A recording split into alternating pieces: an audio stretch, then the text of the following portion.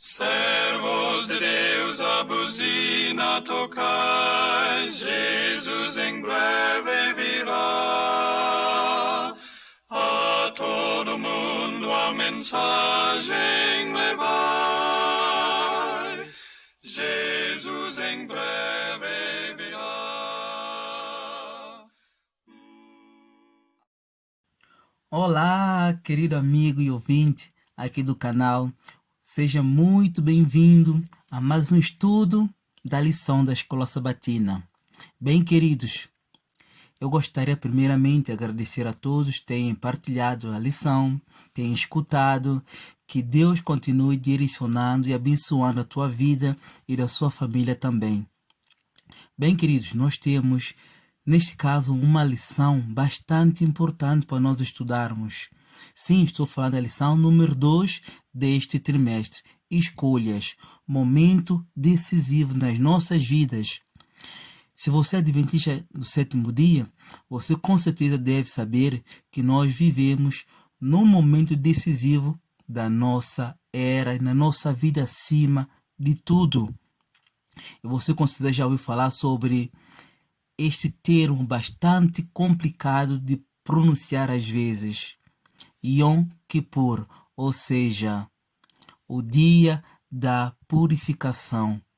Aquele dia em que todo o povo se assentava para esperar a saída do sumo sacerdote do lugar santíssimo e tendo dele recebido da parte de Deus a aceitação de que todos os pecados do povo durante o ano foi perdoado e o povo agora está livre, ou seja, está santificado. E com certeza você deve saber que neste período todo o povo se ergue em louvor e adoração. O povo para tudo que tinha a fazer. Não importa se aquele dia é uma quarta, se é uma quinta, se é um sábado, se é um domingo, se é uma sexta-feira. Não importa o dia em que este dia... Aliás, não importa qual seja o dia da semana. Então esse dia é para o povo como um sábado. Ou seja, neste dia nenhuma obra servil devia ser feita conforme o quarto mandamento, que diz: lembra-te do dia do sábado para santificar. 6 dias trabalharás e farás toda a tua obra. Então, todos param para que nesse dia, que solene que ele é, seja solene para cada um dos servos de Deus. Então, eles não fazem absolutamente nada que vá contra este dia de sábado. Bem, queridos, eu gostaria que você compreendesse que a nossa vida, ela também depende deste conceito. Um dia de purificação. Ou seja, cada dia que Deus nos concede é chamado de um dia de purificação. Um dia em que as nossas escolhas, todas elas, devem estar viradas, motivadas para esse dia. Porque nesse momento, Deus está olhando para nós, dizendo: força, filho, eu estou ao teu lado. Estou pronto, estou à tua direita para te apoiar. Não te mandei eu. Tenha bom ânimo. Então, queridos, precisamos compreender que, acima de tudo, o nosso sumo sacerdote está intercedendo por nós. Um que, como nós, que passou por todas as coisas que nesta terra e sem pecado, está neste momento. Ele conhece as nossas dores, ele sabe as nossas dificuldades. Então, ele, que é visto como filho do homem diante do sonho de Daniel, como filho do homem que se dirigia a ancião de dias. Ele tinha a aparência do filho de homem, mas ele era homem, sim, e também era divino, era Deus. Queridos, ele nesse momento está intercedendo por ti e por mim. Então, queridos, por que não recorrer a ele, suplicando a orientação, suplicando que ele simplesmente nos apoie neste grande conflito? Bem, queridos, sabendo de antemão também que Satanás está ao nosso derredor, bramando como leão, para ver como pode nos derrubar, porque ele desceu com toda a fúria, pois sabe que tem pouco tempo. E ele é acusador dos irmãos. Ele acusa-nos diante de Deus. E até porque nós não temos no que nos gloriar.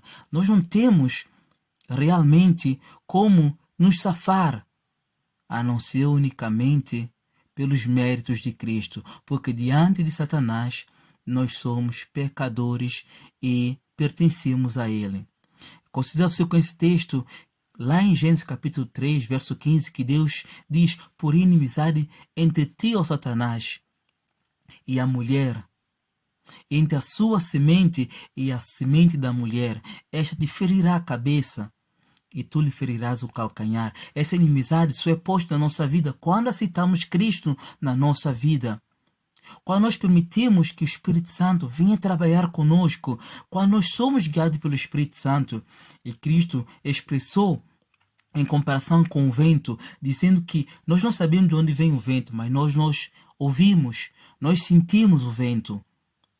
E ele vai para onde quer. Então, assim também são todos guiados pelo Espírito Santo, porque o Espírito Santo nos leva para onde Deus mandar, para onde Deus guiar. Então não sejamos sábios aos nossos próprios olhos. E o versuário desta semana, que está lá em Apocalipse capítulo 14, versos 14 e 15, que nos diz assim: e olhei, e eis uma nuvem branca, e assentado sobre a nuvem, um semelhante ao Filho do Homem. Parece a mesma cena do Daniel capítulo 7. Que tinha sobre a sua cabeça uma coroa de ouro. E na sua mão uma foice aguda. E outro anjo subiu do templo, clamando com grande voz ao que estava sentado sobre a nuvem: lança tua foice e cega. É já vinda a hora de cegar, porque já a seara da terra está madura. Com certeza você também deve conhecer esse texto e deveria conhecer o texto que está lá em Mateus. Abra comigo a sua Bíblia, em Mateus capítulo 24, no verso 14, que diz assim: e este evangelho do reino será pregado em todo o mundo, em testemunho a todas as nações, e então virá o fim. Muitos perguntam: mas como é que iremos abreviar a vinda de Cristo? Se a gente não pregar o evangelho, Cristo não vem. É como se nós estivéssemos a colocar condição para a vinda de Cristo. Ele disse aqui que o evangelho será pregado em testemunho, ou seja, não está à espera que todo mundo aceite, mas que todo mundo tenha um momento decisivo na sua vida de escolher servir a Deus ou não. As nossas escolhas serão motivadas ao conhecimentos que Deus vai nos passar, ou que Ele vai permitir que outras pessoas nos passem e vice-versa. Então, queridos, precisamos compreender que este evangelho será pregado em testemunho. E então, assim que ele seja completo, então assim virá o fim. Queridos, precisamos compreender que as nossas escolhas serão motivadas de encontro ao conhecimento que nós temos acerca da pessoa de Deus. Muitos dizem, realmente, Deus não veio ainda porque esse evangelho não foi pregado em todo o mundo, em testemunho a todas as gentes, em todas as nações. Em certo ponto, sim, porque há muitos lugares no mundo ainda em que o evangelho ainda não penetrou. É verdade, então elas serão conhecidas de Deus de outras formas, mas este evangelho, assim como o tempo dos apóstolos abrangeu todo o mundo, assim também em nossos dias o evangelho será pregado, quer seja por meio da mídia, quer seja pessoalmente, quer seja através de literaturas, quer seja através de vídeos da internet, não importa, o evangelho será pregado. Com certeza, você já ouviu história de pessoas que receberam mensagem vinda da parte de Deus diretamente e elas buscaram conhecimento através de outras igrejas, até chegarem à igreja adventista, ou ainda nem chegaram, mas a verdade já chegou até elas, queridos. Então você precisa compreender esse texto, que a seara estará madura. Você também deve conhecer aquele texto que diz que é o próprio Jesus falando: a seara é grande e os ceifeiros são poucos. Então roguemos ao Pai da seara para que Ele possa enviar. Enviar quem? Novos ceifeiros, novos trabalhadores para que possam fazer a ceifa. Bem, queridos, a ceifa, aqui em Apocalipse, diz no momento em que Deus vê para a terra e diz: o evangelho foi pregado em testemunho. Então está na hora de fazer separação entre joio e o trigo. Será chamado somente de sacudidura. Não esqueçamos que essa sacudidura começa na casa de Deus. Então, lá em Apóstolo, aliás, lá no livro de Pedro, fala sobre esse momento. Então, se a sacudidura vai começar na casa de Deus, então não será o momento do povo de Deus estar em solene contrição, buscando, assim como no tempo do Yom Kippur lá em Israel, no povo judeu, que o povo todo se reunia porque era um momento solene. O povo queria que Deus assim concedesse libertação do pecado, que Deus aceitasse as suas oferendas. Queridos, escolhas eternas estão diante de nós. Eu creio que você deve saber perfeitamente e deve conhecer que todo o ato da nossa vida tem consequências eternas. Todos os atos. Precisamos compreender que tudo quanto fazemos vai definir a nossa vida presente e futura. Então precisamos que a cada dia Deus nos possa conduzir diante dele e não nossas opiniões ou aquilo que eu acho, aquilo que eu penso. Obviamente que cada dia, pelas nossas escolhas, mesmo nos ditas pequenas coisas, estamos a escolher a favor de Cristo ou contra Cristo. Não é provável que alguém que faça constantemente escolhas erradas na sua vida agora vá, de repente, na crise final, colocar-se do lado de Jesus. Especialmente quando a força de todo o mundo mal está contra essa pessoa. Então, queridos, agora, hoje e cada dia, temos de escolher ser fiéis a Cristo e aos seus mandamentos. Porque este é o amor de Deus, que guardemos os seus mandamentos. E os seus mandamentos não são pesados. Queridos, outra coisa que nós como adventistas do sétimo dia precisamos saber e precisamos levar essa verdade às pessoas é que quando Jesus voltar, ele não vai alterar o caráter de ninguém na sua vinda. A obra de transformação tem de ser efetuada agora e já. A nossa vida diária está a determinar o nosso destino futuro. Então, queridos, como é que Deus molda o nosso caráter? Que meios Ele usa para que cresçamos na graça? O que podemos fazer para permitir mais plenamente que o Espírito Santo nos transforme para sermos mais semelhantes a Jesus? Queridos, Ele nos deixou o seu Santo Espírito, mas o seu Santo Espírito nos conduz unicamente aos mandamentos de Deus. Unicamente pela graça de Cristo podemos ser salvos. Unicamente, queridos. Nós precisamos compreender isso. Assim como no tempo de Noé existia uma verdade presente em que Deus destruiria a terra com o dilúvio, hoje nós vamos compreender que existe uma verdade presente. E esta verdade presente engloba o Evangelho eterno. O Evangelho eterno que mostra-nos que alguém morreu por nós. Ele fez o substituto do homem. Então o homem precisa ir a ele, recorrer a ele como advogado diante de um tribunal para que ele possa nos defender. Mas ele só nos pode defender se nós entregarmos nosso caso a ele.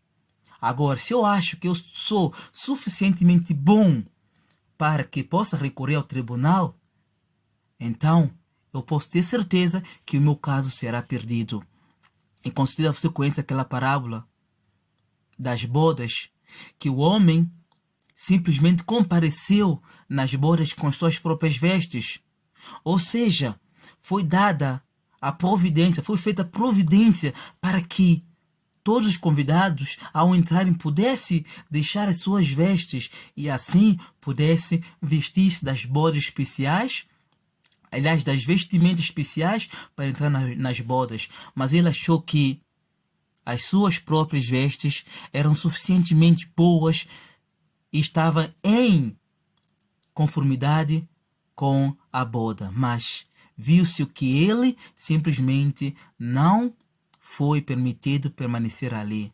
Porque o Senhor que dera a boda, quando perguntou a ele: amigo, como pudeste entrar aqui sem as vestes nupciais? Ele não pôde dizer nada. Então, ele foi lançado fora. Queridos, no tempo do apóstolo, eles tiveram uma verdade presente, de anunciar Cristo e esse crucificado. João Batista fez o mesmo, anunciando que o Evangelho, ou melhor dizendo, que para entrar no reino da graça, precisavam de batizar-se, precisavam de mudar. Assim nós também fomos enviados para pregar a mensagem do Evangelho eterno que está ali mesmo em Apocalipse 14, versos 6 a 12. Queridos, precisamos compreender essa mensagem. E os únicos que poderão pregar essa mensagem também estão ali em Apocalipse 14, verso 1 a 5. Aqueles que não se vendem por nada neste mundo. Aqueles que são irrepreensíveis diante de Deus. Que na sua boca não achou engano, queridos. Precisamos compreender esta mensagem para que vivamos fazendo escolhas que elas nos farão obreiros fiéis para Deus. Queridos, o Filho do Homem, esse termo Filho do Homem, ele se aplica a Cristo Jesus. Por que Filho do Homem? Porque ele é homem como nós. Ele veio como um homem. E nós encontramos essa expressão em Hebreus capítulo 1 e também em Hebreus capítulo 2. E podemos ler esses textos para que nós possamos compreender que ele, Cristo Jesus, ele é um com Deus, mas também é um com a humanidade. Ele fez-se homem para que pudesse erguer a humanidade. Por isso é que Daniel, quando vê um como filho do homem, dirigindo o ancião de dias, que é Deus o Pai, ele entende que este filho do homem, ele sai da terra e vai ao encontro do ancião de dias. Ou seja, depois de Cristo terminar o seu ministério aqui na terra, depois de sendo crucificado pelos nossos pecados, ele é ressuscitado. E depois de passar os 40 dias aqui na terra, ele agora se dirige aos céus. E ali ele entra para ser aceito no Pai, para ser assentado, para fazer-se assentar-se, ou para que o Deus já se fizesse sentar no seu trono da graça, para que depois ele possa ser depois assentado no seu trono da glória, quando ele vier pela segunda vez para buscar os seus queridos. Então, queridos, podemos compreender aqui no capítulo 1, verso 1 diz assim: havendo Deus antigamente falado muitas vezes e de muitas maneiras aos pais pelos profetas, a nós falou-nos nestes últimos dias pelo Filho, a quem ele constituiu herdeiro do mundo, por quem também fez o mundo, sendo ele mesmo o resplendor e a expressa imagem da sua pessoa. Então, está falando de Cristo aqui, e mostrando que ele é a expressa imagem de Deus. E quando a gente vai para capítulo 2, nós entendemos a mesma fisionomia. Então, queridos, vamos até o verso 9 do capítulo 2. Vemos, porém, coroado de glória em glória aquele Jesus, que fora feito um pouco menor do que os anjos, por causa da paixão, da morte, para que pela graça de Deus provasse a morte por todos nós. Porque convinha que aquele para quem são todas as coisas, conforme lemos no capítulo 1, e mediante quem tudo existe, trazendo muitos filhos à glória, consagrasse pelas aflições o príncipe da salvação deles. Porque assim o que santifica como os que são santificados são todos um, por cuja causa não se envergonha de lhe chamar irmãos. De quem estamos a falar? De Cristo Jesus. Este é o Filho do Homem. Por isso que em Mateus, assim como também em João, Lucas, eles mencionam o termo Filho do Homem. Jesus dizia, e quando vier o Filho do Homem em sua glória, então ele vai separar os bodes das ovelhas, ele vai fazer essa separação. E precisamos compreender esse assunto. E o Filho do Homem é Cristo Jesus. Ele que também o apóstolo João viu lá na ilha de Patmos.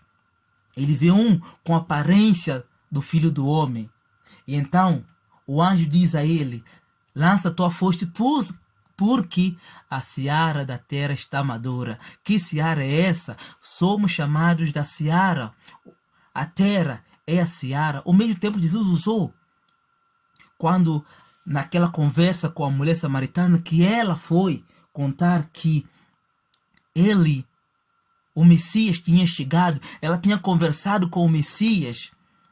Os discípulos, quando chegam, encontram ele tendo conversa. Então, ela voltando com aquele número enorme de pessoas, Cristo diz, verdadeiramente a seara está madura. Queridos, a seara da terra está pronta. Ela precisa sim dos ceifeiros para que possam trabalhar, dos trabalhadores. Agora precisamos pedir que Deus possa nos enviar homens. Se com poucos homens foram batizados 5.000 almas, então imagina com um número enorme agora que somos, mas precisamos de algo que eles também tiveram. Que eles precisaram ter o Espírito Santo que fora derramado no dia de Pentecostes. Então, nós precisamos do Espírito Santo para que possamos levar a mensagem e mostrar ao povo que existe um julgamento que está decorrendo e que irá decorrer. Esse julgamento que começa na casa de Deus e vai se avançando, ele precisa acontecer, mas antes que ele aconteça, nós precisamos estar prontos para que possamos ser encontrados com vestes que Cristo lavou com seu próprio sangue, para que nós possamos vestir ou sermos vestidos desta veste branca, que é o seu caráter. Unicamente o caráter de Cristo nos habilita a entrar no reino dos céus, e não com os nossos próprios meios. Precisamos compreender isso. Então João declara, e olhei, e eis uma nuvem branca, e assentado sobre a nuvem, um semelhante ao Filho do Homem. Quando Jesus ascendeu ao céu, Lucas registra em Atos 1, verso 9, que enquanto os discípulos estavam a olhar para o céu, vendo eles, Jesus foi levado às alturas, e uma nuvem o recebeu, ocultando-o assim aos seus olhos. Jesus ascendeu numa nuvem de anjos, e vai voltar numa nuvem de anjos.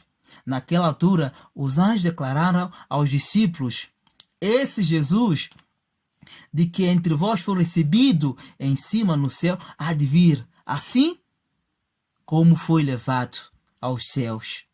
Há uma verdade divina inserida nessa passagem. Esse Jesus, ou seja, esse Filho do Homem, essa aparência que João viu do Filho do Homem, assim como Daniel também viu, aquele que palmilhou as ruas poeirentas de Nazaré, que ministrou nas ruas apinhadas de Jerusalém, que curou os doentes nas aldeias de Israel e que pregou nas verdes colinas da Galileia, esse mesmo Jesus, esse Filho do Homem, vai voltar. Ele também é mencionado lá em Daniel capítulo 7. Podemos ler esses textos, queridos. Daniel capítulo 7, verso 9, entre mais, podemos ler. Abra sua Bíblia, querido. Daniel capítulo 7, é um texto bastante conhecido para os adventistas do sétimo dia. Leia esse texto comigo. Daniel 7, 9 e 10 diz assim. Na minha versão, ela diz assim: eu continuei olhando até que foram postos uns tronos, e um ancião de dias se assentou. A sua veste era branca como a neve, e o cabelo da sua cabeça como a pura lã. O seu trono era de chamas de fogo, e as suas rodas de fogo ardente. Aqui está numa cena de juízo, de julgamento. Um rio de fogo manava e saía de diante dele. Milhares de milhares serviam, e milhões de milhões assistiam diante dele. Assentou-se o juízo e abriram-se os livros. Que livros, queridos? Nós precisamos compreender que todo ato praticado aqui, todo ato praticado, queridos, quer aqueles vistos pelos homens, quer aqueles que não foram vistos, estão sendo registrados lá nos céus. Eu preciso que você compreenda algo. Eu preciso que você compreenda algo, espectador. Você ouvinte, compreenda isso. Tudo quanto nós fazemos nesta terra está sendo registrado. Mas também gostaria que você soubesse algo. Tudo quanto nós fazemos, quer seja bom, quer seja mal, vai para o livro, um livro determinado. Então, o livro da vida, ele determina-se, ou ele é determinado simplesmente para aqueles que viveram segundo a vontade de Deus, que tem lá os seus nomes gravados. Mas também existe o livro daqueles que se perderam. Mas também existe o livro do registro e muitos outros livros. Então existe o livro das boas ações. Bem, há uma verdade que nós precisamos compreender. Os livros das boas ações só permanecerão as ações escritas daqueles que venceram unicamente pelos sangues de cordeiros e que fazem parte daqueles que irão para o céu.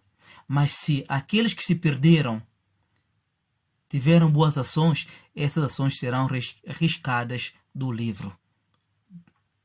Então, queridos, precisamos compreender esta verdade. Então, queridos, aqui nos diz, podemos saltar para o verso 13 também, diz assim: eu estava olhando as minhas visões da noite, e eis que vinha nas nuvens do céu um como filho do homem, e dirigiu-se ao ancião de dias, e o fizeram chegar até ele. Quem é esse filho do homem que dirigia-se ao ancião de dias? Ou seja, encaminharam ele ao ancião de dias. Ninguém mais do que Cristo, quando foi ascendido aos céus. O verso 14 também nos diz assim: e foi-lhe dado domínio e honra e o reino para que todos os povos, nações e línguas o servissem.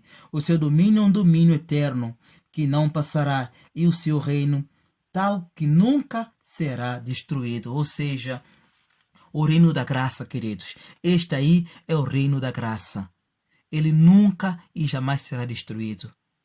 Enquanto essa porta que é mencionada lá no capítulo 3 de Apocalipse, que Deus colocou uma porta aberta, essa porta da graça que está aberta, ela nunca mais se fechará enquanto a nossa vida para com Deus ela continua. Mas, chegando o limite, ela fecha para cada um de nós. Mas há uma verdade que nós precisamos compreender aqui.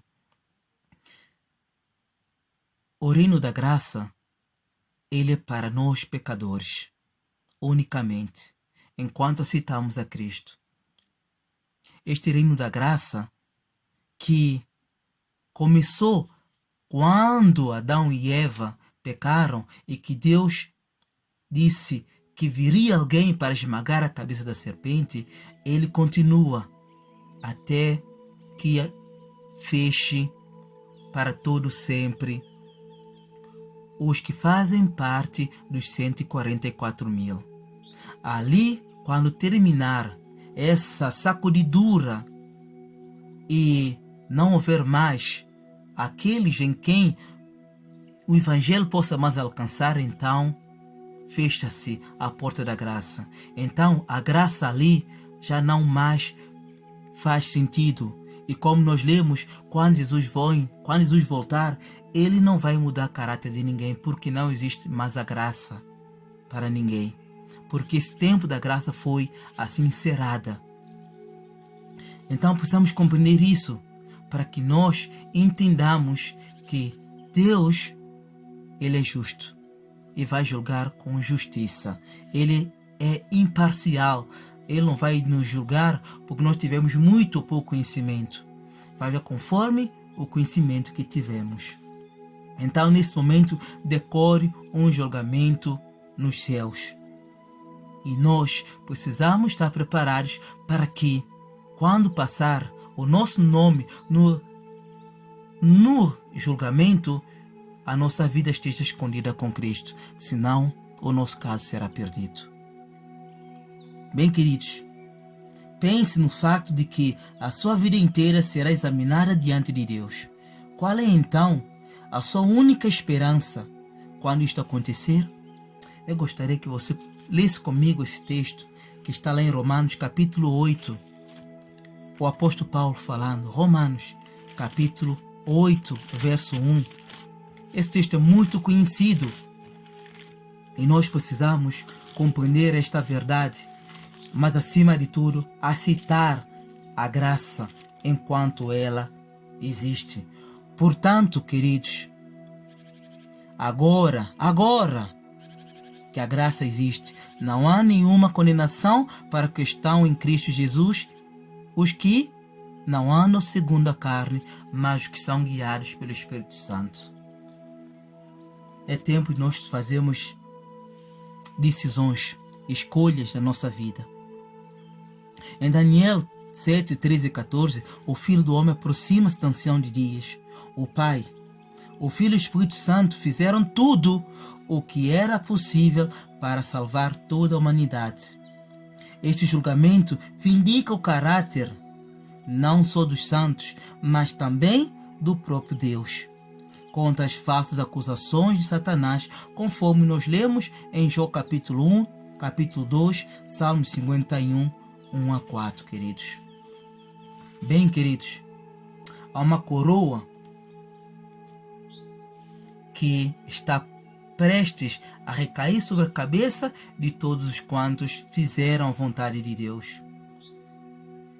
Bem, queridos, também a semente que foi germinada no nosso coração através do Evangelho, ela poderá produzir frutos bons, como também não. Bem, eu gostaria que você compreendesse uma coisa. Cristo, ele pregou o Evangelho ao povo judeu. Os discípulos continuaram pregando. Então, passaram 1260 anos, terminando em 1798, a Reforma Protestante. De lá para cá, tem vindo o Evangelho a ser pregado. E o tempo que nós vivemos, o Evangelho, ou seja, a semente está sendo levada. E sabemos que ela vai alcançar o seu âmago. Porque se Deus disse que a seara estará madura, então é porque o Evangelho vai chegar a todos quanto estiverem vivos. Então, este Evangelho, essa semente pregada ou semeada no coração, ela vai produzir. A minha pergunta que eu gostaria de terminar para ti é: que tipo de colheita nós vamos permitir que seja feita na nossa vida? Que Deus te ajude a compreender esta verdade. Que tipo de colheita eu permitirei que seja feita? Da seara, em que seja o trigo, ou o joio que será lançado no fogo? O meu desejo é que você hoje aceite a graça, que você entregue a sua vida a Deus. Queridos, que Deus possa abençoar a tua vida, que Ele possa fazer de ti